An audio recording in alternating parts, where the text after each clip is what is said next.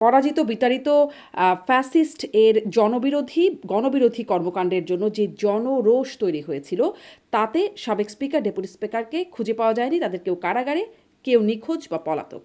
এই সংসদের কেউই তো নাই, কাউকেই তো পাওয়া যাচ্ছে না। কিন্তু রাষ্ট্রপতির বেলায় অনর, সেখানে আবার সংবিধানের বা আইনের বিষয়টা খুবই, রাষ্ট্রপতি তো পলাতক হন নাই, পালিয়েও যান নাই, জেলেও যান নাই। তাকে দেওয়া হয় নাই। তা কিন্তু তো তিনিও জেলে যেতে পারতেন, পদে থাকা অবস্থায় রাষ্ট্রপতিকে আপনি কোনো ধরনের মামলা করতে পারবেন না। পদত্যাগও করাতে পারতেন। আপনি সাংবিধানিক পদে থাকা কাউকে পদত্যাগের অনুরোধ করতে পারেন, কিন্তু আপনি তাকে পদত্যাগ জোর করে করাতে পারেন না। স্পিকার, ডেপুটি স্পিকারের বেলায় মাননীয় প্রধানমন্ত্রী বলছেন জনরোষের কারণে তারা নাই, যদিও আইন বলে তাদের থাকার কথা। কিন্তু রাষ্ট্রপতির বেলায় জনরোষের জনরোষটা কারণে তো একদম নাই। প্রত্যক্ষ দেখা যাচ্ছে, সংসদে দেখা যাচ্ছে। রাষ্ট্রপতি তো জনরোষের শিকার হন নাই। দেখায় নাই? মানুষকে তারপর রাষ্ট্রপতি পদত্যাগের আন্দোলন কত কিছু হয়ে গেল। পদত্যাগের আন্দোলন কি জনরোষ ছিল? এটা তো এনসিপির বহুদিন পর একটা। স্পিকারের প্রতি বা এরা জনরোষ এরা কোথায় দেখলাম আমরা? তো এরা ধরুন এরা ক্ষণে শিরিন ক্ষণে শারমিন করেছে। চৌধুরীর প্রতি সংসদে যে শোক প্রস্তাব গ্রহণ করা হলো, এই আইসিটি কিন্তু সাবেক প্রধানমন্ত্রীকে মৃত্যুদণ্ড দিয়েছে না? তো সাবেক প্রধানমন্ত্রী যদি কোনদিন না থাকেন, তার বেলায় শোক প্রস্তাব নিতে হবে। এরকম এরকম কথা শুনলে আপনি লজ্জা পাবেন, কিন্তু আওয়ামী লীগের লোকজন লজ্জা পাবে না। এইটা আওয়ামী লীগ, ওরা যেভাবে বলে তাকে সেভাবে চলতে হবে। কেন? ওই দুটো হচ্ছে তাদের দুই লাল্লু আর পাঞ্জু, ছাত্রলীগ করতো। আপনিও এবং তো আপনি ছাত্রলীগ জানেন আমি, করতেন, লাল্লু পাঞ্জু হলেন না কেন? হ্যাঁ, লাল্লু পাঞ্জু হই নাই, কারণ আমাদের মেরুদণ্ড আছে। আমি 4th ইয়ারে ছেড়ে দিয়েছি। এই অভিযোগ লোকজন করে, তো আপনিও করলেন, আমার ভালো লাগলো। এগুলো আওয়ামী লীগের লোকজন বলে, মনে মনে খুব শান্তি পায় এগুলো করে।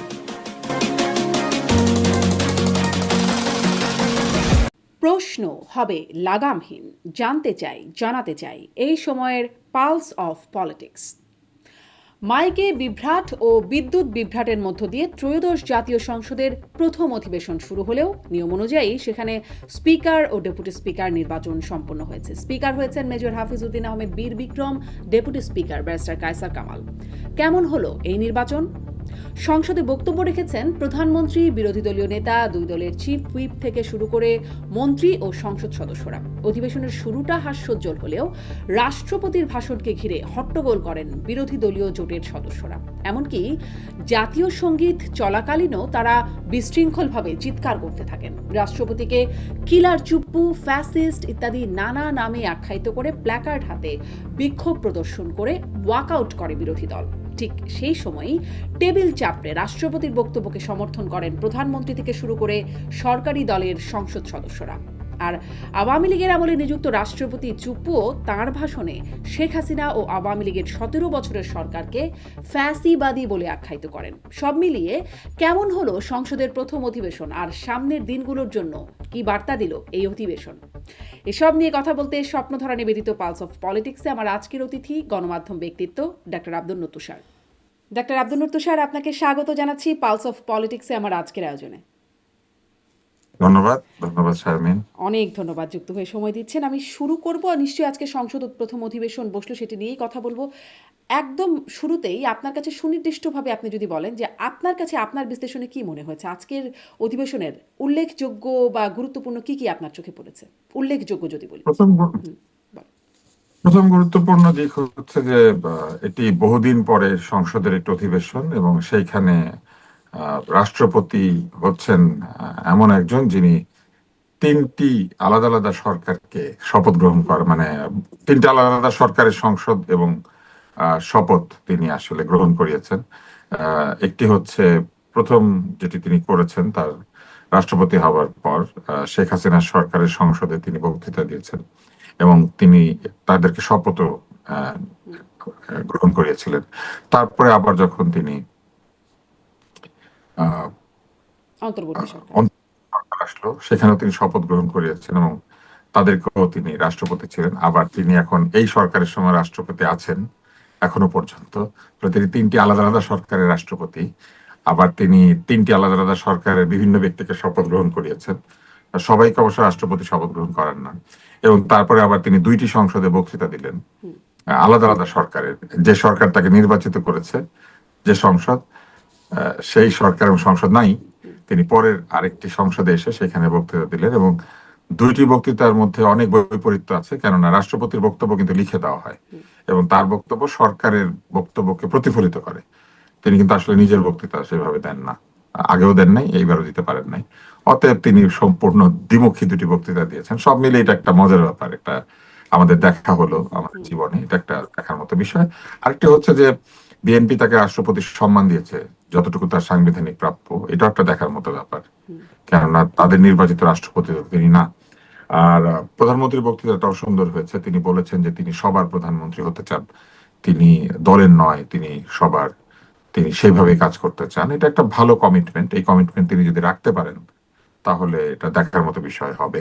তবে সাধারণত দেখা যায় ওভারওয়েলমিং মেজরিটি নিয়ে যে দলগুলি আসে তারা এই প্রতিশ্রুতি রাখতে পারে না, কারণ প্রধানমন্ত্রী চাইলেও দলের লোকজন এমন অবস্থা তৈরি করেন যে শেষ পর্যন্ত সরকার দলের হয়ে যায়, সবই দলের হয়ে যায়।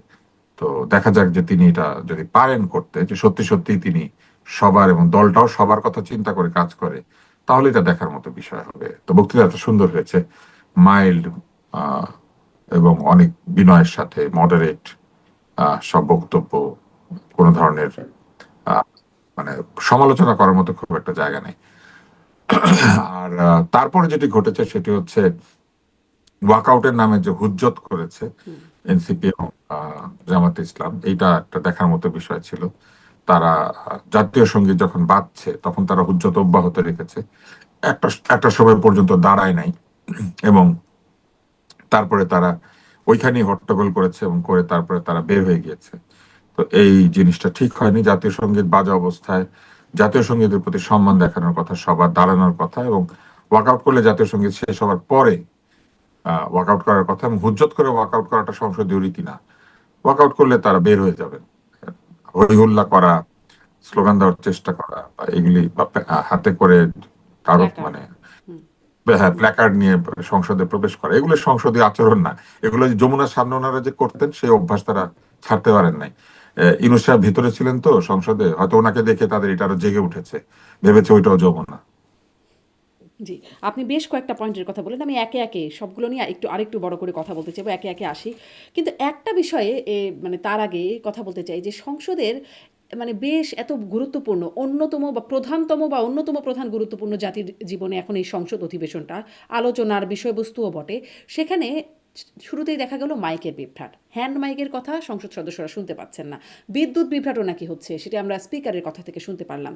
মানে সংসদটা তো ভাঙচুর করা হয়েছিল, তো ওই ভাঙচুরকারীদের একটা অংশ কিন্তু সংসদে ঢুকেছেও।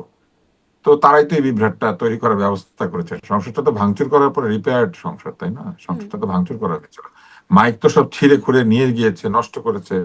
খোঁজ নেন, তো তো তারপরে এখানে তো বিভ্রাট হবে প্রস্তুতির না তো সময় কোনো। ছিল যে এই সংসদটাকে না, প্রস্তুত করার। প্রস্তুতিটা কার করার কথা ছিল? প্রস্তুতিটা করার কথা ছিল অন্তর্বর্তী সরকারের। আপনার কি মনে হয় অন্তর্বর্তী সরকার এই সংসদটাকে যতখানি না মনোযোগ দিয়ে রিপেয়ার করেছে, তার চেয়ে বেশি তৈরি করতে ব্যস্ত ছিল জুলাই জাদুঘর।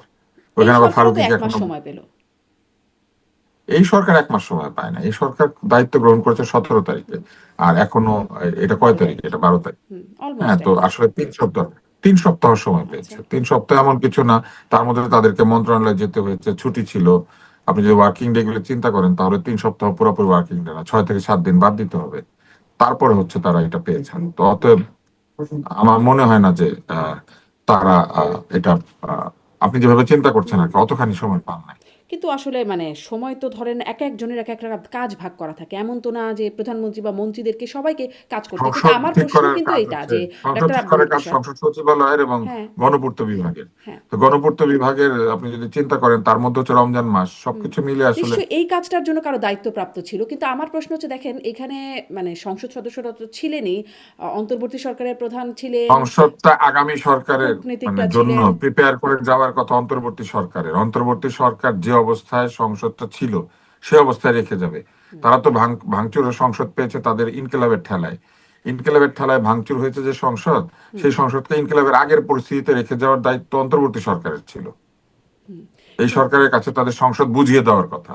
কিন্তু ধরেন বিদেশিদের কাছে কেমন স্ট্যান্ডার্ড গেল এরকম একটা গুরুত্বপূর্ণ জিনিস, সবাই আমন্ত্রিত ছিলেন, বিদেশিদের কাছে গেলেন। স্ট্যান্ডার্ড নিয়ে হ্যাঁ। কেউ এখন আর ভাবে না। আমাদের দেশে আর বিদেশিদের স্ট্যান্ডার্ড কি? চুক্তির মধ্যে কি আছে ইউনুসের, ওইটা চিন্তা করতে হবে। বিদেশিরা কি ভাবলো তাদের কিছু আসে যায় না, কার কাছ থেকে পারমিশন নিতে হবে সেটা হচ্ছে ইম্পর্টেন্ট। তো অতএব এই সংসদের বিষয়ে যদি তারা বলে থাকে এটা ঠিক আছে, তাহলে ঠিক আছে। অন্য বিদেশিদের মতামতের কোনো গুরুত্ব নাই। আচ্ছা, আচ্ছা, আচ্ছা। এবারে আসি যে আম, এই সংসদে স্পিকার, ডেপুটি আর স্পিকার। টেরাম তো টেরাম টেরাম যুদ্ধ করে, তাই না? আপনার মনে আছে নাটকটার কথা? টেরাম টেরাম যুদ্ধ। টেরাম টেরাম যুদ্ধ হতো, টেরাম তো টেরাম টেরাম যুদ্ধ করে, তার তো এখন এগুলো নিয়ে চিন্তারই কারণ নেই। আহ, এই সংসদের স্পিকার ডেপুটি স্পিকার নির্বাচিত হলেন, একটু আপনার এই ছোট্ট যদি মন্তব্য থাকে, কি মনে হয় আপনার স্পিকার এবং ডেপুটি স্পিকার হিসেবে আমরা দেখলাম মেজর হাফিজুদ্দিন স্পিকার আহমেদ, বয়োজ্যেষ্ঠ, কায়সার কামাল। স্পিকার বয়োজ্যেষ্ঠ, স্পিকার একসময় খেলোয়াড় ছিলেন, উনি একজন বীর বিক্রম সম্ভবত, এবং জি। উনি মুক্তিযোদ্ধা, আবার উনি সেনাবাহিনীর সদস্য, সবকিছু মিলে স্পিকারের বর্ণাঢ্য ক্যারিয়ার আছে। মাঝখানে তিনি অবশ্য আহ, রাজনৈতিকভাবে একটু দোলাচলের মধ্যে ছিলেন, আমরা দেখেছিলাম। বিগত সরকারের একটা সময় মনে হয়েছিল যে তিনি আরেকটা দল গঠন করতে যাচ্ছেন, এরকম কিছু। বাট আমার মনে হয় যে তার এই সবকিছুকে বিবেচনায় নিয়ে তাকে স্পিকার নির্বাচন করা হয়েছে, এবং আহ, তিনি একজন সংস্কারবাদী মানুষ, সংস্কার চান। তো যেহেতু বিএনপি সংস্কার করতে চায়, একজন সংস্কারপন্থী মানুষকেই তারা স্পিকার করেছে, এটা খারাপ কিছু না। আর যে বয়সে তিনি এখন আছেন, এটা তার রাজনৈতিক জীবনের একটি পরিপূর্ণ জায়গা। এরপরে তার আসলে বড় কিছু প্রাপ্তির চিন্তাও নাই। তো অতএব এটা তার একটা রাজনৈতিক জীবনের সায়ান্ন। তো সেই হিসেবে ভালো, খারাপ না আমার কাছে মনে হয়। আমি অবশ্য স্পিকারের কথা যখনই ভাবি, আমার মনে পড়ে উনি একসময় ফুটবল খেলতেন এবং খুবই রাগী খেলোয়াড় ছিলেন। রেফারির সিদ্ধান্ত পছন্দ না হলে তিনি রেফারিকে মাঝে মধ্যে দু একটা খুশিও মেরেছেন, একজনের নাক থেকে রক্ত বের করে দিয়েছিলেন। তো সেই ভদ্রলোক স্পিকার হতে পেরেছেন, আমার ভালো লাগে যে মানুষের এই যে তারুণ্য থেকে আজকে এই বয়সের পরিণতির সঙ্গে সঙ্গে মানুষের যে পরিবর্তন, তার যে স্থিতধী হওয়া, তার যে এক ধরনের মানে শান্ত সৌম্য হয়ে যান মানুষ, এই ব্যাপারগুলো এখন বুঝি, কারণ আমাদেরও তো বয়স হচ্ছে। তো ভালোই লাগে আমার। Deputy speaker. আমি সেই কথা আমার মনে আছে, ওনাকে লাল কার্ড দেখানো হয়েছিল এবং রেফারির নাক ভেঙে দিয়েছিলেন তিনি। একটা ইন্টারেস্টিং তথ্য দিলেন। ডেপুটি স্পিকার হ্যাঁ, সম্পর্কে হ্যাঁ। কি বলবেন, কায়সার কামাল? ডেপুটি স্পিকার সম্পর্কে আমার সেরকম কোনো জানা নাই ওইভাবে। তো আমার মনে হয় যে উনি আহ, একজন আইনজীবী, এটা আমি জানি, যতটুকু জানি। এবং আইনজীবী হিসেবে তার সুনাম আছে। আহ, এবং আমার মনে হয় যে যেহেতু তিনি আইনজীবী, সংসদ যেহেতু আইনের মধ্যে দিয়ে পরিচালিত হয়, এরকম ডেপুটি স্পিকার স্পিকারকে অনেক সাহায্য করতে পারে, সহায়তা করতে পারে। পাশাপাশি ভালো হয়েছে, দুইটাই ভালো। দুটাই আর ভালো। বাংলাদেশ জাতীয়তাবাদী দলের কিন্তু আইনজীবীদের প্রতি এক ধরনের পক্ষপাত আছে, আপনার মনে আছে নিশ্চয়ই। জমির উদ্দিন সাহেব আইনজীবী ছিলেন, এরকম তারা আইনজীবী পছন্দ করেন, অনেক আইনজীবী কিন্তু জাতীয়তাবাদী দল করেন। তো ভালো, একজন আইনজীবী স্পিকার হয়েছে। জি। এখন তাদের যে মন্ত্রণালয়, দুজনেই মন্ত্রী, একজন পূর্ণমন্ত্রী মুক্তিযুদ্ধ বিষয়ক মন্ত্রী হাফিজুদ্দিন আহমেদ, আর ভূমি প্রতিমন্ত্রী হচ্ছেন কায়সার কামাল। মানে এই মন্ত্রণালয়গুলোর জন্য কি আবার নতুন করে মন্ত্রী খুঁজতে হবে? হ্যাঁ, নিশ্চয়ই খুঁজতে হবে, কারণ তারা তার মন্ত্রী থাকতে পারবেন না। স্পিকার ডেপুটি স্পিকার এক ধরনের সাংবিধানিক পদ, যেখানে তাদের মন্ত্রী থাকার কথা না। তো সেই কারণে তারা মন্ত্রী থাকবেন না, তাদের তো মন্ত্রী খুঁজতে হবে। মুক্তিযোদ্ধা মন্ত্রণালয়ের জন্য মন্ত্রী খোঁজা খুব একটা কঠিন না। বিএনপিতে অনেক মুক্তিযোদ্ধা আছেন, আরেকজন মুক্তিযোদ্ধা যদি এখানে অ্যাপয়েন্টেড হন ভালো হয়। আচ্ছা। আপনার যেমন হাতে তারা কোনো নাম চাইলে আছে? টেকনোক্র্যাট হিসেবে মুক্তিযোদ্ধাকে আনতে পারেন, একজন টেকনোক্র্যাট মুক্তিযোদ্ধা হতে তারা চাইলে আনতে পারেন। সংসদে নির্বাচিত হন নাই কিন্তু মুক্তিযোদ্ধা, একদম আনলেও অসুবিধা নেই। জি। আপনার কোনো ধারণা আছে? মানে আপনার কোনো সাজেশন বা কোনো? আর ধারণা নাই, আমি জিজ্ঞেস করতে পারি। আমি এখন যেখানে আছি, এখানে কিছু মানুষ আছেন, তারা অনেক কিছু জানেন। তো আমি তাদের কাছে জিজ্ঞাসা করতে পারি যে কে হতে যাচ্ছেন, এরকম জানতে পারলে আপনাকে জানাবো। নিশ্চয়ই। আম, একটু আপনি বলছিলেন যে সংসদ মানে আইনের মাধ্যমে, আইনজীবীর প্রসঙ্গতে বলছিলেন আইনের মাধ্যমে পরিচালিত হয়, কিন্তু সেই আইন অনুযায়ী যেটি জনাব তারেক রহমান মাননীয় প্রধানমন্ত্রী তিনিও বলছিলেন যে স্পিকার বা ডেপুটি স্পিকার তাদের উপস্থিত থাকার কথা। এই প্রসঙ্গে তারেক রহমান বলছেন নতুন সংসদের যাত্রা শুরুর সময় সাবেক স্পিকার বা ডেপুটি স্পিকার উপস্থিত থাকার কথা ছিল, কিন্তু আম, পরাজিত বিতাড়িত ফ্যাসিস্ট এর গণবিরোধী কর্মকাণ্ডের জন্য যে জনরোষ তৈরি হয়েছিল, তাতে সাবেক স্পিকার ডেপুটি স্পিকারকে খুঁজে পাওয়া যায়নি, তাদের কেউ কারাগারে, কেউ নিখোঁজ বা পলাতক। মানে এই ব্যাখ্যাটিকে আপনার কাছে কেমন মনে হলো? আহ, কেউ কারাগারে ঠিক আছে, কেউ নিখোঁজ বা পলাতকের জায়গাটাকে একটু, কারণ এই যে যিনি কারাগারে, শামসুল হক টুকু সাবেক ডেপুটি স্পিকার, তিনিও ছিলেন সেই 626 জনে ক্যান্টনমেন্টে থাকা তালিকাদের মধ্যে। আবার শিরিন শারমিন চৌধুরী সাবেক স্পিকার, তিনিও ছিলেন কারাগারেও গেলেন সেখান থেকে। আর বাকিজন কোথায় গেলেন, এটি কি মানে রাষ্ট্রের জানার কথা না? রাষ্ট্রের জানার কথা, আবার রাষ্ট্রের জানার কথাও না। যদি তাকে তারা মুক্তি দিয়ে থাকেন, মানে ক্যান্টনমেন্ট থেকে যদি তাকে ছেড়ে দেওয়া হয়, তিনি যদি বের হয়ে গিয়ে থাকেন, তারপরে তিনি কোথায় গিয়েছেন এটা রাষ্ট্রের দুইভাবে জানতে পারেন। যদি তিনি পাসপোর্ট ব্যবহার করে দেশের বাইরে চলে যান, আর যদি তিনি পাসপোর্ট ব্যবহার করে দেশের বাইরে না যান এবং কারোর সঙ্গে যোগাযোগ রাখার কথা চিন্তা না করেন, তাহলে তাকে খুঁজতে হবে আর কি। ওই খোঁজাখুঁজির চেষ্টা হয়তো কেউ করে নাই। আচ্ছা, মানে এটি কি খোঁজাখুঁজির আর চেষ্টা? যিনি কারাগারে আছেন তাকে বের করে আনার জন্য কাউকে মুক্তিটা চাইতে হবে, হয় সরকার চাইবেন মুক্তি, তাকে মুক্তি দিয়ে নিয়ে আসার জন্য, অথবা তাকেই চাইতে হবে ব্যক্তিগতভাবে যে আমাকে মুক্তি দেওয়া হোক। তো সেরকম প্রসেস মনে হয় না হুম, করা হয়েছে, অথবা করলেও সেটা আদালতের কাছে গ্রাহ্য হয়েছে।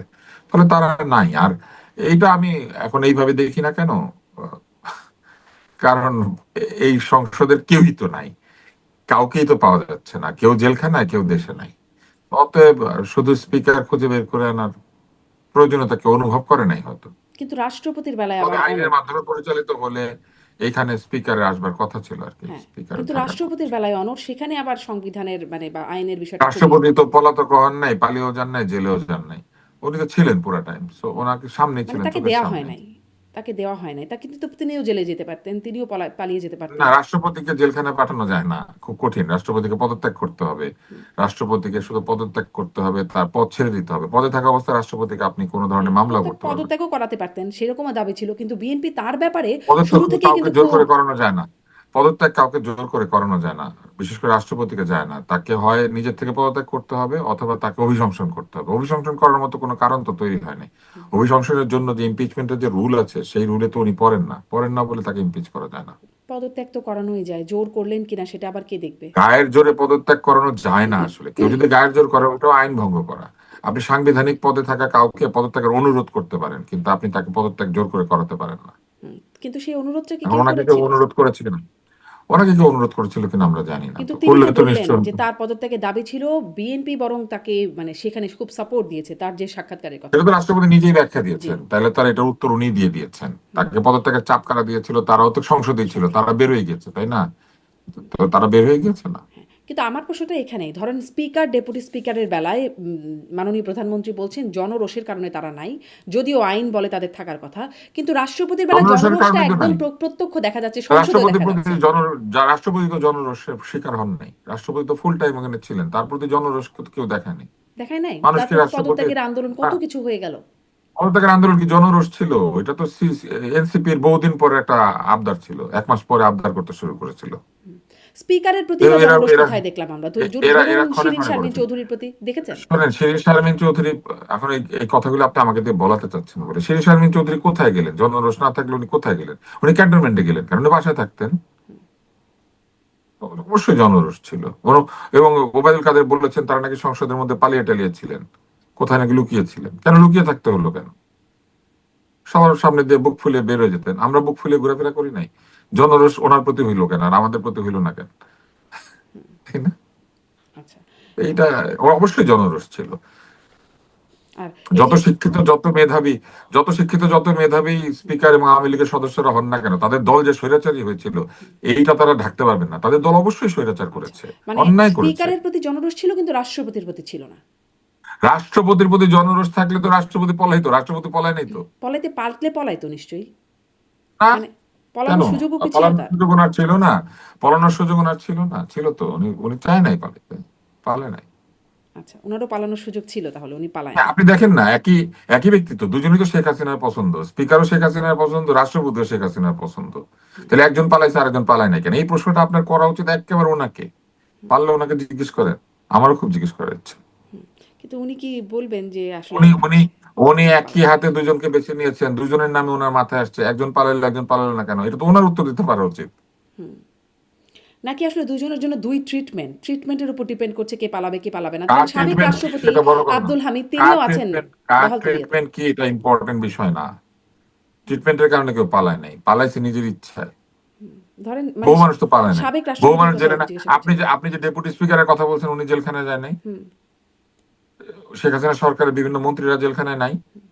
ওনার পেয়ারা সালমান রহমান জেলখানায় নাই? তাইলে ওনার স্পিকার কেন জেলখানায় নাই? সেটা এই কি প্রশ্নটা আপনি আমাকে করেন না কেন? সেই প্রশ্নটা যদি আমি আপনাকে করি, এর একটা উত্তর আমি শুনেছিলাম আমার অনুষ্ঠানে। তখন তৎকালীন উপদেষ্টা ব্রিগেডিয়ার সাখাওয়াত হোসেন তিনি বলেছিলেন, সাবেক আইনমন্ত্রী আনিসুল হক এবং সালমান এফ রহমান তাকে যে গ্রেপ্তারের প্রক্রিয়াটা সেটা একরকম স্টেজড ছিল, কারণ সেনাবাহিনীর পক্ষ থেকে হস্তান্তর করা হয়েছিল। ওরে সাখাওয়াত সাহেব একটা লোক, হ্যাঁ, শোনেন, সাখাওয়াত সাহেব একটা লোক যখন ক্ষমতায় ছিল তখন ওনার মুখে বুলি ছিল না, উনি তখন ছিল নবলা পুরুষ। না, তিনি কিন্তু এখন উনি ক্ষমতায় অনেক থাকাকালীন এই কথাটা বলেছিলেন যে তাদের দুজনকে তার কাছে হস্তান্তর করা হয়েছে। আমি তখন পাল্টা প্রশ্ন করেছিলাম, তাহলে যে আমরা দেখলাম আর তারা উনি পালিয়ে যাচ্ছেন। উনি একজন আইনের লোক, উনি একজন আইনের লোক, উনি একজন উপদেষ্টা, উনি আবার হস্তান্তরিত লোকজনকে ধরে নিয়ে জেলখানায় ভরে দিয়েছেন। হুম। বাকিদেরকে উনি খুঁজেন নাই কেন? বাকিদের লিস্ট ওনার কাছে ছিল না? জি। তারা কোথায়? তার ওনাকে মানে জিজ্ঞেস করেন না কেন? ট্রিটমেন্টে কিছু ভিন্নতা ছিল। কাকে ধরবে, কাকে ছাড়বে, কাকে সেটা পালাতে থাকতে দিবে। পারে, সেটা থাকতে পারে, কিন্তু হুম, আমার কাছে বড় কথা হচ্ছে যে একজন পলাইছে, একজন পলায় নাই। ট্রিটমেন্টের ভিন্নতা থাকলে কি? ট্রিটমেন্টের ভিন্নতা থাকলে পলাইতে হবে? জেলখানা যায় তো। আচ্ছা। অবশ্য অনেককে জেলখানায় যাবারও সুযোগ দেওয়া হয়নি। এটাও একটা বিষয় ছিল। অনেক মারধরের শিকার হয়েছেন অনেকে। যাই হোক, সেটা হচ্ছে সেই জনরোষের বিষয়টা আছে। রাষ্ট্রপতির ব্যাপারে যেটি আপনি বলছিলেন যে, আ রাষ্ট্রপতি যেই বক্তব্য দিলেন ইন্টারেস্টিং, ৩ টা সংসদে মানে ৩ টা সরকারের সময়ে তিনি ছিলেন। তার সময় যে তার নিজের অবস্থান নিয়েও একটু কথা বলব, কিন্তু তার আগে বিরোধী দল যে আচরণের কথা আপনি বলছিলেন যে হুজ্জত করলেন তারা বিরোধী দল সংসদে। তারা এই বিষয়টার আসলে আপনি কি অযৌক্তিক মনে করেন? মানে তাদের তো আগে থেকেই জানিয়ে রেখেছিল যে তারা এটার বিষয়ে তাদের আপত্তি না, আছে। তারা ওয়াকআউট করবেন, ওয়াকআউট করার একটা প্রক্রিয়া আছে, সভ্য অসভ্য প্রক্রিয়া আছে। তো জাতীয় সঙ্গীত চলার সময় আপনি দাঁড়াবেন, তখন আপনি ওয়াকআউট করবেন না। জাতীয় সঙ্গীত শেষ হবে, তারপর আপনি ওয়াকআউট করবেন আ আ এবং জাতীয় সঙ্গীতের প্রতি পূর্ণ সম্মান প্রদর্শন করবেন। এটা সাংবিধানিক দায়িত্ব, আমাদের সকল নাগরিকের দায়িত্ব। সিনেমা হলে জাতীয় সঙ্গীত বাজলে আপনি দাঁড়ান, আর সংসদে বাজলে আপনি দাঁড়ান না, তখন আপনি কানে ঠসা হয়ে যান, শুনতে পান না, তাই না? জি। এটাকে কি আপনার মানে জাতীয় সঙ্গীতের প্রতি অসম্মান প্রদর্শন বলে মনে করেন? আপনার কাছে কি মনে হয় জাতীয় সঙ্গীত হচ্ছে কেউ দাঁড়ায় না? আপনি কি মনে করবেন? সেটাই খুবই স্বাভাবিক একটা রীতি জাতীয় সঙ্গীত হলে দাঁড়িয়ে যাওয়া। কিন্তু এখানে রীতি না, এটা হ্যাঁ, নিয়ম। রীতি না, এটা রীতি না, এটা নিয়ম। নিয়ম। নাগরিকের দাঁড়াতে হবে, দাঁড়াতে হবে, সম্মান প্রদর্শন হবে। এবং কিভাবে দাঁড়াবেন এটা বলা আছে, গেজেটেড এটা। আপনি সোজা হয়ে দাঁড়াবেন, আপনার চোখ সামনের দিকে থাকবে, আপনি অ্যাটেনশন ভঙ্গিতে, ঋজু ভঙ্গিতে দাঁড়াবেন, স্ট্যান্ডার্ড ইজ না, দুই পা দুই পাশে ভাগ করে দাঁড়াবেন না। তারপরে হচ্ছে আপনার হাত মুষ্টিবদ্ধ থাকবে, কিন্তু আপনার বৃদ্ধাঙ্গুলি, আপনার প্যান্টের যে সেলাই আছে অথবা পায়জামার যে সেলাই সেটা বরাবর সোজা থাকবে, আপনার বৃদ্ধাঙ্গুলি উন্মুক্ত থাকবে। পরিষ্কার বলা আছে এগুলা কিভাবে দাঁড়াইতে হয়। এগুলা পড়াশোনা করতে হয় তো, এগুলা তো আর পড়ার টাইম ছিল না তাদের। বিসিএস এর পড়া পড়তে পড়তে এগুলা পড়ে নাই।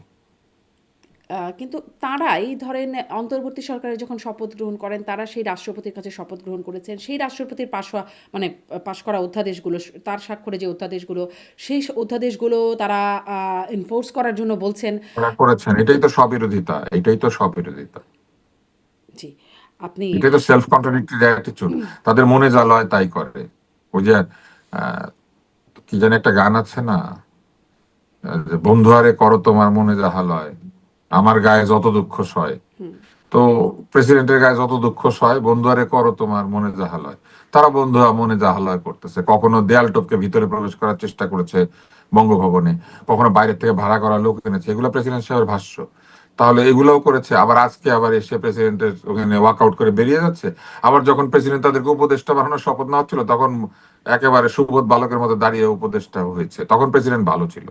তখন প্রেসিডেন্ট যেহেতু শপথ নেওয়ায় উপদেষ্টা হওয়ানো যায়, উপদেষ্টাদের এপিএস নিয়োগ করা যায়, বিভিন্ন জায়গাতে নিজের উপজেলাতে কোটি কোটি টাকা বরাদ্দ করা যায়, উপদেষ্টা থাকা অবস্থায় দল বানায় পদত্যাগ করে দলে চলে যাওয়া যায়, প্রেস সচিবকে দিয়ে বলানো যায় যে উনি ভবিষ্যতের প্রধানমন্ত্রী। তারপরে এখন তো আমরা দেখতে পাচ্ছি কিসের প্রধানমন্ত্রী, ওনারা জামাতের পিছনের যন্ত্রী, জামাত গায়ে গান, ওনারা পিছনে যন্ত্র বাজায়।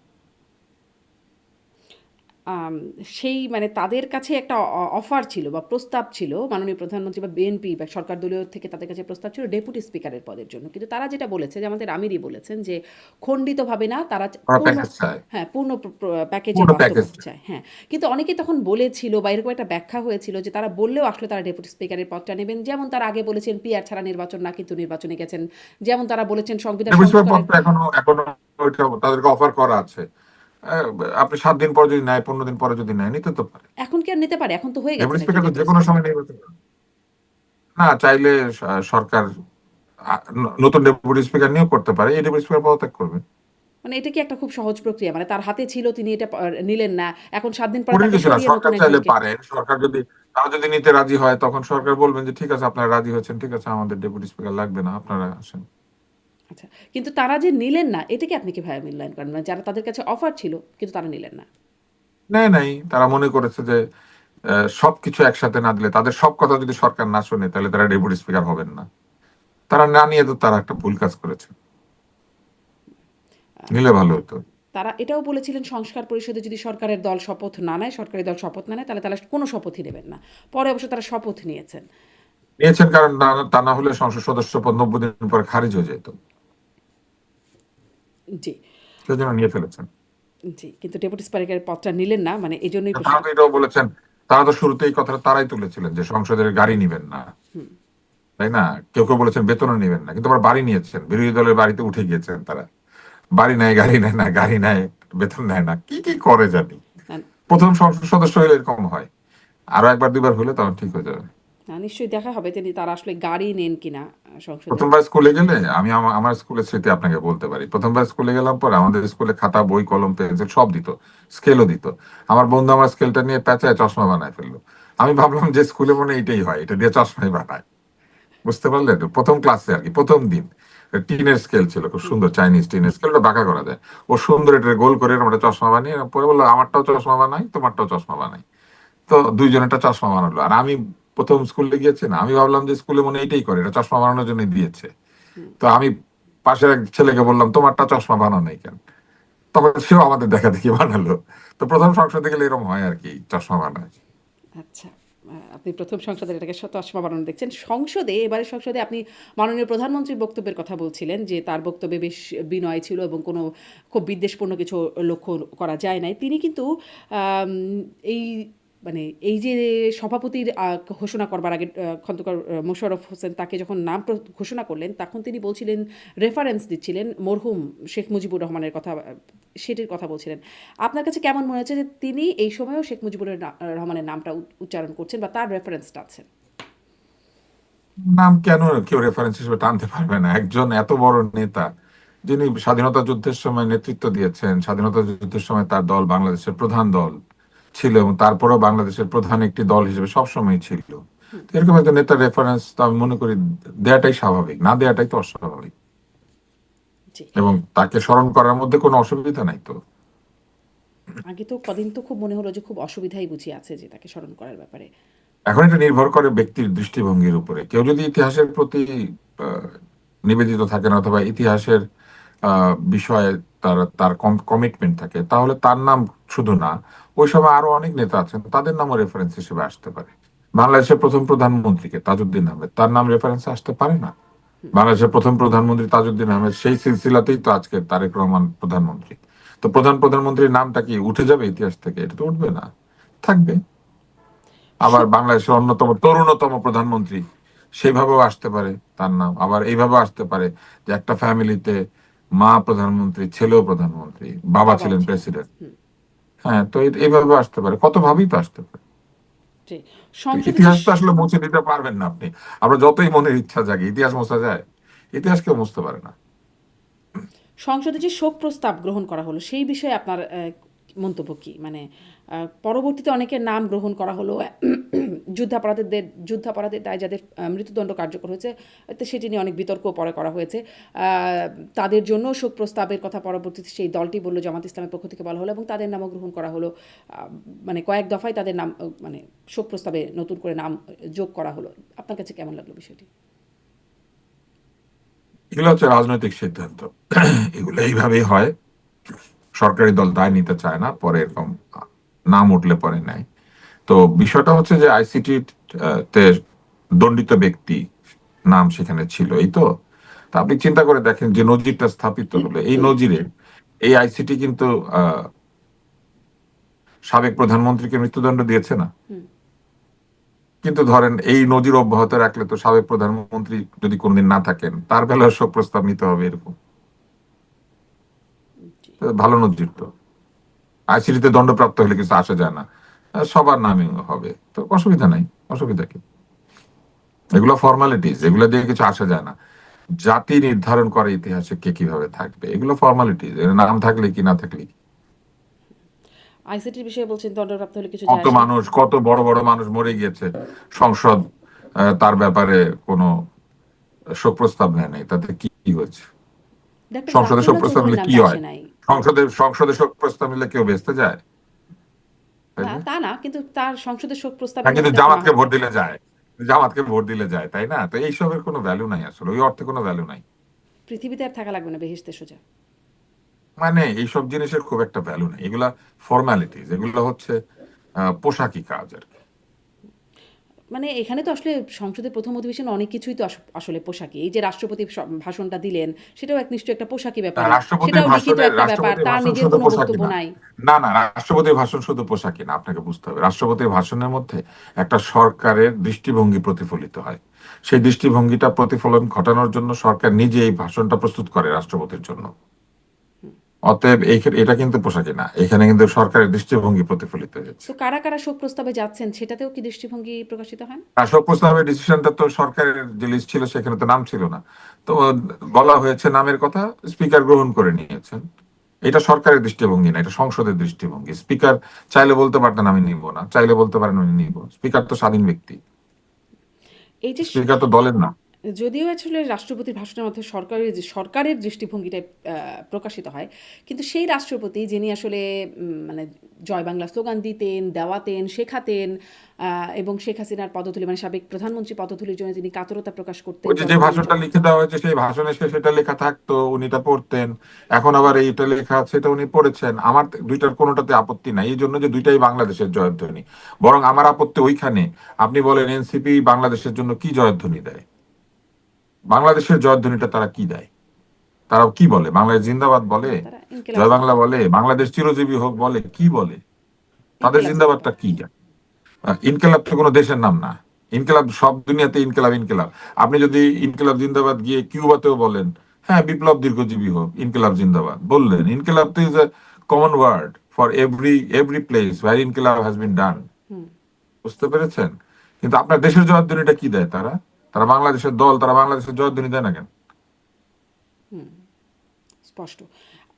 এতে আসলে আহ, যারা পরাজিত শক্তি বা পতিত শক্তি তাদের কাছে আসলে কেমন কোনো বিশেষ বার্তা যায়? রাষ্ট্রপতি, তাদের নির্বাচিত রাষ্ট্রপতি, তাদের সময়ে স্লোগান দেওয়া রাষ্ট্রপতি বা তাদের গুণগান করা রাষ্ট্রপতি এখন 17 বছর পকেট থেকে বের করে করে নেতা বানানোর যে পলিসি, আরো করে বসে থাকুক। দলের মধ্যে গণতন্ত্র নাই, দেশে গণতন্ত্র রাখে নাই, বার্তা দেওয়ার কি আছে? এটা চেয়েছে তাই হয়েছে। তাদেরকে কি বার্তা কে দিবে? তাদের বার্তা নেওয়া যদি ইচ্ছা থাকতো, অনেক কথা শুনতো। এই যে এখন আপনি এত টক শো আমার কাছে এত কথা শুনতেছেন, এই যে এমনকি তো অন্তর্বর্তী সরকার পর্যন্ত আমাদের এত কথা শুনেছে। ওনাদের সময় আমাকে 6 বছর টেলিভিশনে যাইতে দেয় নাই। আসুক না একটু আমার সামনে, দ্বারা একজন, আপনি বলেন না আওয়ামী লীগের কোনো মন্ত্রীকে এসে আমার সাথে কথা বলতে, বলুক না। গণতন্ত্র ধ্বংস করে, বাক স্বাধীনতা ধ্বংস করে, সব ধ্বংস করে এখন মনে মনে মাথার চুল যদি ছিঁড়ে কাকে রাষ্ট্রপতি করেছিল, কি জয়ধ্বনি দিল, এগুলা নিয়ে চিন্তা করার কোনো আমি কারণই দেখি না। আপনি কি মনে করেন যে তারা আসলে মনে মনে মাথার চুল ছিঁড়ছে রাষ্ট্রপতির এই জয়ধ্বনি শুনে? থাকলে ছিঁড়ছে। জি। আহ, এবং আরও একটা বক্তব্য সম্প্রতি দেখলাম, সাবেক প্রধানমন্ত্রী শেখ হাসিনার একটা বক্তব্য, যে তিনি বলছেন যে সামনে যত নির্বাচন হবে তারা কোনো না কোনো ফরম্যাটে তারা আসলে সেই নির্বাচনে যোগ দেবে। সেটি আইনজীবী নির্বাচন হোক, ইউনিয়ন পরিষদ নির্বাচন হোক, সব নির্বাচনেই তারা আসলে ওরা তো ফরম্যাটে যোগ দিতে, সংসদ নির্বাচনে কে না করেছিল ফরম্যাটে যোগ দিত? জি, এবং অনুশোচনা খুব ইম্পর্টেন্ট, অনুশোচনা খুব এই ইম্পর্টেন্ট। সিদ্ধান্তটাকে আপনার ভুল কাছে স্বীকার করা খুব ইম্পর্টেন্ট মনে হচ্ছে ইম্পর্টেন্ট। কিনা, বা কেমন আমি মনে জানি হচ্ছে? না, আমি জানি না ওনার সিদ্ধান্ত নিয়ে আমি কোনো কথা বলতে আগ্রহী না। উনি ওনার মনে যা ইচ্ছা তাই তো করেছেন সারা জীবন, ভবিষ্যতেও করবেন। আমি আশা করি উনি এরমই থাকেন। ওনাকে কে আর বদলাইতে বলেছে?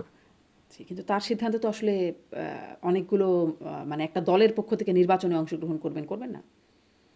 কে? মানে ওই যে আওয়ামী লীগের পক্ষ থেকে, আওয়ামী লীগ এখন বিভিন্ন জায়গায় সকল নির্বাচনে তারা অংশগ্রহণ করবেন, এই বার্তা। কোথায় আওয়ামী লীগ? আওয়ামী লীগ কোথায়? আওয়ামী লীগের নেতা কে বাংলাদেশে? আওয়ামী লীগ কোথায় আছে? আওয়ামী লীগের হয়ে কে কথা বলে? আওয়ামী লীগের এত এত নেতা কর্মী এত যে পুরস্কার দিয়েছিল, আপনি শুধু এটা ভুলে যান। বছর বছর স্বাধীনতা পদক আর 21 পদক আর বাংলা একাডেমি পদক আর শিল্পকলা পদক, দুনিয়ার যত পদক ওনারা বিলি করে নাই। এই লোকগুলা কোথায়? ওনার যে বিশাল বুদ্ধিজীবী সম্প্রদায় ছিল, এরা কোথায়?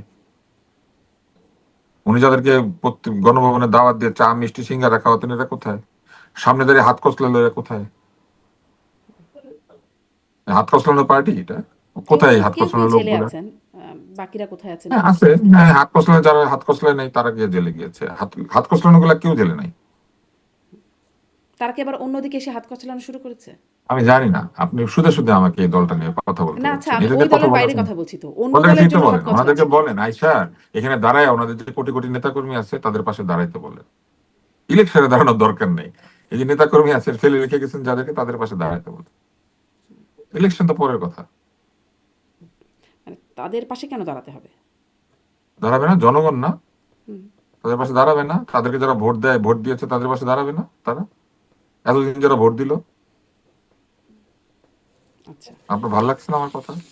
এটাই কথা, এটাই তাদের করার কথা। আপনি চুপ করে যাচ্ছেন কেন? আপনার এটাই এটাই কথা। তারা রাজনৈতিক দল, তাদের রাজনৈতিক লোকজন কোথায়, তাদের নেতারা কোথায়? তারা কেন তাই এই এই যে লাখ লাখ ভোটার ফেলে গিয়েছেন তাদের পাশে দাঁড়ান না কেন? মনে মনে ভাবেন তাদের লাখ লাখ কোটি কোটি ভোটার আছে, তাদের সঙ্গে থাকেন নাই কেন? কিন্তু এখন তো দাঁড়াতে গেলে আবার গ্রেপ্তার হয়ে যাবেন না, তারা যদি তাদের নেতাকর্মীদের পাশে দাঁড়াতে বঙ্গবন্ধুর চান? কথা যখন তারা বলেন, বঙ্গবন্ধুর জীবনের তার তরুণ জীবনের 12 বছরের বেশি জেলখানায় কাটিয়েছেন।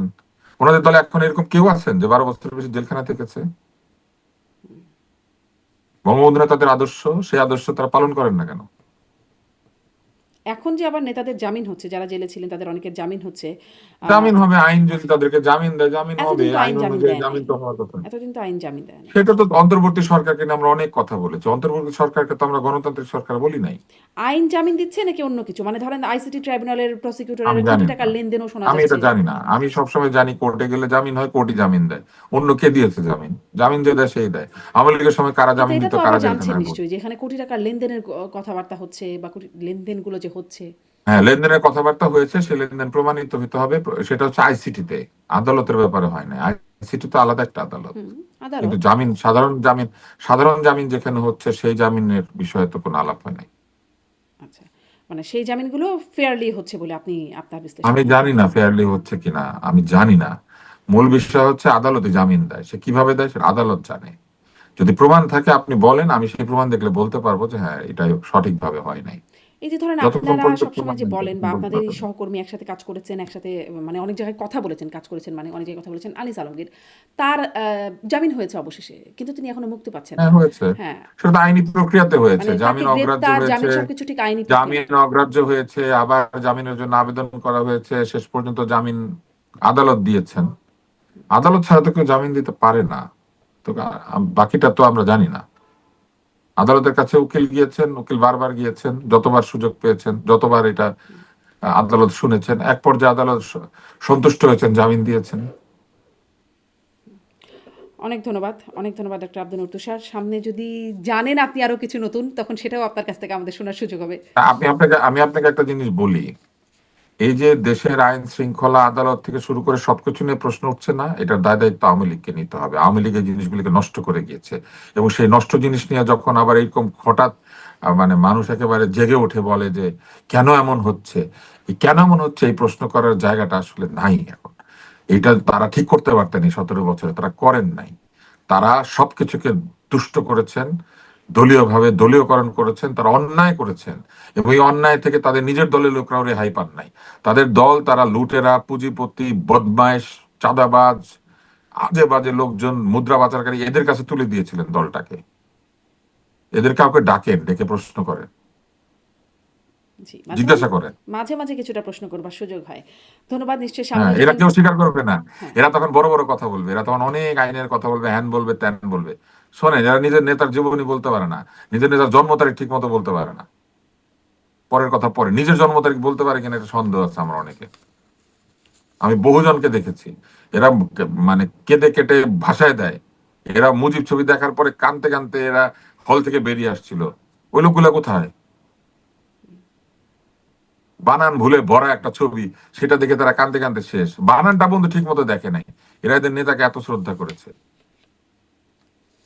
পরিষ্কার বানান ভুল, আপনি জানেন, এবং ইংরেজি থেকে বাংলা থেকে ইংরেজি ট্রান্সলেট করেছে, সেই ট্রান্সলেশন ভুল। আবার এটা জানেন যে এই ছবির কাহিনী লেখা হচ্ছিল ইংরেজিতে, এটা বাংলায় অনুবাদ করে তারপরে ওইটাকে বাংলা বানিয়েছে। মানে কি কি যে তারা করেছে, এগুলোর কোনো হিসাব আছে? ক্ষমতায় থাকা অবস্থায় মানুষের মনে থাকে না এগুলা। ক্ষমতার গরম এমন গরম, ডিম দিলে ডিম ভাজা হয়ে যাবে। জি, ওই গরমটা কি কমেছে একটু এখন, মানে ক্ষমতার না, গরমটা? না। আচ্ছা। ক্ষমতা যারা পায় তাদের গরম কমে না। এই কমানোর চেষ্টাটা অন্তত এই প্রধানমন্ত্রীর কাছে আমরা দেখতে পাচ্ছি। উনি ছোট চেয়ারে বসে, আর ওনার দলের লোকরা ছোট চেয়ারে বসে কিনা এটা দেখার বিষয়। উনি একজনকে ডেকে এনে চেয়ার টেনে দেয়, ওনার দলের লোকরা টেনে দেয় কিনা এটা দেখার বিষয়। ওনার চেয়ার ছোট করেছেন উনি, ছোটবেলার চেয়ার ছোট হয়েছে, বড় বড় যে চেয়ারগুলি আছে অন্যদের সেই চেয়ারগুলি ছোট হয়েছে, এটা দেখতে হবে। তো অতএব ক্ষমতাসীন কি আচরণ করবে এটা ক্ষমতা গেলে পরে বোঝা যায়, তার আগে পর্যন্ত বোঝা যায় না। জি, আশা করি নতুন আপনি সরকার। জানেন সরকারের চেয়ার বানানোর আলাদা লোক আছে, আপনি জানেন সরকারের চেয়ার বানানোর আলাদা লোক আছে, আলাদা কাঠমিস্ত্রি আছে, এরা এই বড় বড় চেয়ার বানায়, ছোট চেয়ার বানাইতে পারে না। আমি একজনকে দিয়ে আমি একটা টেবিল বানিয়েছিলাম এরকম একটা কাঠমিস্ত্রিকে জোগাড় করে। তো সেই লোক আমাকে খুব মানে অস্বস্তি তার, যে আপনি এরকম টেবিল কেন বানাচ্ছেন, এই দুই পাশে দুইটা তক্তা উপরে একটা তক্তা, এইরকম টেবিল আমি বানাই না। সে জানে টেবিল বানাবে ওটার মধ্যে এইরকম মোটা মোটা সেগুন গাছ থাকবে, এইরকম হবে, সেই আলগাইতে পারবে না কেউ। বুঝতে পেরেছেন? তা আলগাতে পারবে না এরকম টেবিল সে বানায়, ক্রেন লাগে আলগাতে। এটাও এমনকি আপনি জানেন ক্ষমতার গরমের একটা সরকারের এমন প্রতিফলন। দপ্তর আছে, সরকারের এমন দপ্তর আছে যেখানে একজন একটা চেয়ারে বসে, পরে উনি উঠে যাওয়ার পর ওই চেয়ার ব্যবহৃত হয় না, ওটা ফেলে দিতে হয়। কেন? নোংরা হয়ে যায়?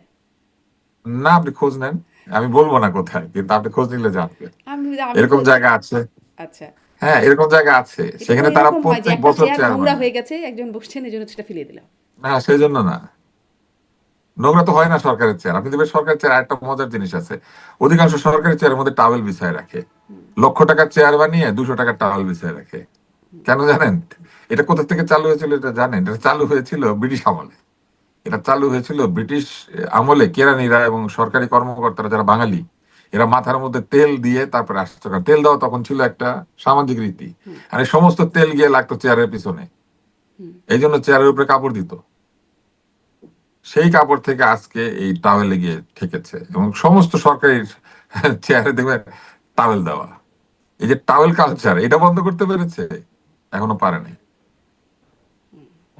এখন আসলে তেলটা মাথায় না দিয়ে হয়তো ভিন্ন জায়গায় দিচ্ছে, হয়তো হ্যাঁ, এটাই আস্তে হচ্ছে আস্তে। ঘটনা। তেলটা আসলে কোথায় দেয় এখন লোকজন, এটা দেখার বিষয়। কিন্তু হ্যাঁ।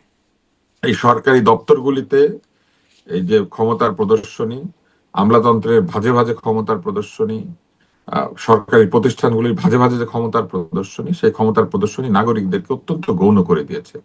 মানুষ ভেবেছিল যে আওয়ামী লীগ এগুলোকে ঠিক করবে, কারণ তারা অনেক মুক্তিযুদ্ধের কথা বলতো। মুক্তিযুদ্ধ ছিল সমতার সংগ্রাম। সেই সমতার সংগ্রাম কোথায় হারিয়ে গেল আমরা দেখলাম না? আমরা দেখলাম পরিবারের একেবারে অযোগ্য ব্যক্তিটাও পরিবারে জন্মেছে বলেই সে কিনা সেই দলের নেতা। জন্মই যদি তাদের নেতৃত্বের কারণ হয়ে থাকে, তাহলে সেই দলে গণতন্ত্র কোত্থেকে আসবে? জি। একই বিষয়ে এই নতুন সরকারের জন্য প্রযোজ্য হয় কিনা সেটাও দেখার বিষয়। মানে আওয়ামী নতুন লীগের। সরকারের বিষয়ে প্রযোজ্য হয় কিনা এটাই তো প্রশ্ন। নতুন সরকারও পারিবারিক ভাবেই নেতা নির্বাচিত হয়েছে, এতে কোনো অসুবিধা নাই, কিন্তু সেই নেতা তো ছোট চেয়ারে বসতে চেয়েছে। আমরা তো দেখি নাই যে কেউ ছোট চেয়ারে বসতে চায় এর আগে। এইটুকুই দেখতাম। জি। দেখি এখন সামনের দিনে নিশ্চয়ই অনেকগুলো নজির এখন পর্যন্ত প্রধানমন্ত্রী তারেক রহমান সৃষ্টি সামনের দিনে করেছেন। যখন যাব, যদি কোনো এরকম আপত্তিকর জায়গা থেকে আমরাই কথা বলবো, নিশ্চয়ই। কিন্তু সেই কথা বলার অধিকারটা থাকতে হবে আমাদের। এখনো পর্যন্ত আছে মনে করেন। কিন্তু আমার দুঃখের বিষয় হচ্ছে, কি অপরাধে আমরা 6 বছর, 10 বছর, 12 বছর কালো তালিকাভুক্ত ছিলাম? কি অন্যায়ের কারণে টেলিভিশনে বিভিন্ন জায়গাতে আমাদের মতো লোকজনকে ঢুকতে দেয় না? টেলিভিশন আমাদের চেয়ে বেশি লোক বুঝেছিল। এখন সে তারা কই, এটা আমার জানার খুব ইচ্ছা করে। সে লোকগুলা কোথায়? একজন আমাকে কি বলেছিল জানেন? বলেছিল টিভিতে যদি আমি অনুষ্ঠান করতে চাই, স্ক্রিপ্ট তাকে দিয়ে দেখায় নিতে হবে। যে আমাকে এটা বলেছিল সে চেয়ারে বসলে পরে পা মাটিতে ছুঁয় না। এবং আপনি জানেন সে কিন্তু বলে নাই, সে আছে। সে রাজসাক্ষী হওয়ার জন্য তদবির করেছিল। টেলিভিশনে তাকে নিযুক্ত করা হয়েছিল ওই লোককে। টেলিভিশনে যেমন কোটি কোটি টাকা চুরি হয়েছে, এই লোক নাকি যাওয়ার আগে কয়েক লক্ষ টাকার চেক বানিয়ে সে চেকের টাকা চুরি করেছে। একদিকে টিভিতে আগুন দিয়েছে, আরেকদিকে উনি চেক বানিয়ে চুরি করতেছে। আপনি বুঝেন এই দলটার কি অবস্থা? আপনি বললেন যে কোন অন্যায় আপনারা 6 বছর টেলিভিশনে যেতে পারেন নাই। এখন কোন অন্যায় কোন যারা জেলে অন্যায় না, আছেন সেটাও আমি আমরা অনেকটা আমারটা জানি না। শুধু বলেছি। আমি তো কোন অন্যায় তা আমারটা শুধু বলেছি, হুম। কিন্তু এরকম হাজার হাজার লোককে তারা এই কাণ্ড করেছে, তাদের মনে ইচ্ছা যা হয়তো তাই করতো। জি। এখনো সেই রকম প্রশ্ন আমরা গত আমি সময়ে আপনাকে আরেকটা মানে মজার জিনিস অন্তর্বর্তী বলি, সরকারের সময় করেছি, শোনেন, কোন এই অন্যায় আনিস ব্যক্তিগত আলমগীরের কথা মতো তো ব্যক্তিরা জেলে গেলেন বা বের হচ্ছেন না। জি। ব্যক্তিগত কথা তো টকশো আনিস আলমগীর কি অন্যায় গিয়েছেন জেলে এটা আমরা জানি, কেন তাকে বন্দি করা হয়েছিল আমরা তখন সেটাও জানতাম না। আমি আপনাকে আরেকটা ব্যক্তিগত কোন স্মৃতির অন্যায় কথা গেছেন? বলি। কোন অন্যায় আমরা জানি না আসলে। আমি জানি এটা, আপনাকে এখন উত্তর দিব না, আমার আমার কথার ভিত্তিতে আপনি প্রশ্ন করেন না। আমি আপনাকে যেটা বলতে কথার চাচ্ছি ভিত্তিতে সেটা তো প্রশ্ন বলি। করব, কিন্তু এটা খুবই গুরুত্বপূর্ণ প্রশ্ন। আনিস আলমগীর কোন অন্যায় গেছেন একটু জানা দরকার। আপনি জানেন কোন অন্যায় গিয়েছেন, আপনিও জানেন আমিও জানি। সন্ত্রাস দমন আইনে তাকে হ্যাঁ, তো গ্রেপ্তার তো করা আপনি হয়েছে। জানেন না? জানেন তো, এই জন্য যেটা ভুয়া মামলা, মিথ্যা। তো অন্যায়টা তো জানেন, কি অভিযোগ তার বিরুদ্ধে এটা তো জানেন, হ্যাঁ, জানেন না? হ্যাঁ, অভিযোগটা হ্যাঁ জানি, কিন্তু এটা কি তার হ্যাঁ, তো এখানে এগুলো কে শিখিয়ে গিয়েছে? এইসব জিনিস কারা শিখিয়ে গিয়েছে? মানে তারা আসলে টিচার, এটাই চলেছে। সবাই তাদের কাছ থেকে শিখছে। হ্যাঁ হ্যাঁ, খারাপ জিনিস সব সব আগে শিখে লোকে, সবসময় মনে রাখেন আপনি, খারাপ জিনিস সবসময় আগে শিখে, কারণ খারাপ জিনিস শিখতে তো মেধা লাগে না। মেধাবীকে কষ্ট করে সমীকরণ শিখতে হয়, অঙ্কে ভুল করার জন্য আপনাকে অঙ্ক শিখতে হয়, আপনার যা খুশি উত্তর বসাই দেবেন। জি। আহ, যাই হোক, কথা বলছিলাম, আজকে শুরু করছিলাম সংসদ নিয়ে বেশ কিছু আপনার মূল্যায়ন শুনবার সুযোগ হলো। সামনের সংসদগুলো কেমন চলবে তখনও আপনার সাথে কথা হবে, এবং তখনও নিশ্চয়ই জানতে পারবো যে। হ্যাঁ, আমি আপনাকে যে গল্পটা বলার জন্য আচ্ছা, চেষ্টা শেষ করি, করছিলাম, গল্পটা গল্পটা শুনে বলে শেষ শেষ করি। করি। ওকে। হ্যাঁ, বাংলাদেশ টেলিভিশনের ডিজি ছিলেন, এই ডিজি যখন ক্যান্সার হয়েছে, উনি মাঝে মাঝে আমার অফিসে আসতেন, এসে উনি ইলিশ মাছের ঝোল দিয়ে, করলা দিয়ে ইলিশ মাছ ঝোল খাবেন পাতলা করে, এটা উনি বলতেন। উনি ডিজি হওয়ার পর উনি কি করলেন জানেন? আমাকে বলে আপনি মন্ত্রীদের সিগনেচার নিয়ে আসেন, তারপরে আপনাকে বিটিভিতে অনুষ্ঠান দিতে পারি। এইটা আওয়ামী লীগ। জি। আপনার ব্যক্তিগত অভিজ্ঞতা শুনলাম। ধন্যবাদ ডাক্তার আব্দুল নূর তুষার। আশা এরকম করি অভিজ্ঞতা সামনের দিনে শুনলে আপনার আপনি অভিজ্ঞতা ভালো লজ্জা হবে। পাবেন, এরকম কথা শুনলে আপনি লজ্জা পাবেন, কিন্তু আওয়ামী লীগের লোকজন লজ্জা পাবে না, কারণ এটা তারা করে। তারপর উনি কি বললেন জানেন? উনি বললেন ওনার ওনার রুমের পাশে নাকি দুইটা ছেলে বসে আছে, ওরা যেভাবে বলে তাকে সেভাবে চলতে হবে। কেন? ওই দুইটা হচ্ছে তাদের দুই লাল্লু আর পাঞ্জু, ছাত্রলীগ করতো। আপনিও এবং তো আপনি ছাত্রলীগ জানেন আমি, করতেন, লাল্লু পাঞ্জু হলেন না কেন? হ্যাঁ, লাল্লু পাঞ্জু হই নাই, কারণ আমাদের মেরুদণ্ড আছে, আমাদের এখানে একটা হার্ট আছে, এবং 92 সালে আমি দলটা ছেড়ে দিয়েছি, 92-তে। লাল্লু পাঞ্জু হব না দেখে। জি। অনেক ধন্যবাদ, অনেক ধন্যবাদ ডাক্তার আব্দুল নূর তুষার। সামনে আশা করি কোনো লাল্লু পাঞ্জু তৈরি হবে না। অন্তত সেই প্রত্যাশা আমি ক্ষমতায় থাকা সামনের দল ছাড়ি সংসদের নাই কাছ কিন্তু, থেকেই। আমি ক্ষমতায় থাকা দল ছাড়ি নাই, আমি যখন দল ছেড়েছি, আমি ছাত্র নাই, আমি ছাত্রলীগও করি নাই, শেষ। আমি 4th ইয়ারে ছেড়ে দিয়েছি। এই অভিযোগ লোকজন করে, তো আপনিও করলেন, আমার ভালো লাগলো আর কি। এগুলো আওয়ামী লীগের লোকজন বলে, মনে মনে খুব শান্তি পায় এগুলো বলে। না, এটি জানানোর সুযোগও তো হওয়া দরকার যে এদের লালু দলে কোনো পাঞ্জু। ভদ্রলোক টিকবে না, এদের দলে কোনো মেধাবী লোক টিকবে না। বাংলাদেশের অধিকাংশ রাজনৈতিক দলে মেধাবী লোক এবং ভদ্রলোক টিকবে না। শেষ করি আজকের মতো। অনেক ধন্যবাদ ডাক্তার আব্দুল নূর তুষার আপনাকে যুক্ত হয়ে সময় দেওয়ার জন্য। দর্শক, ধন্যবাদ এতক্ষণ সাথে থাকার জন্য।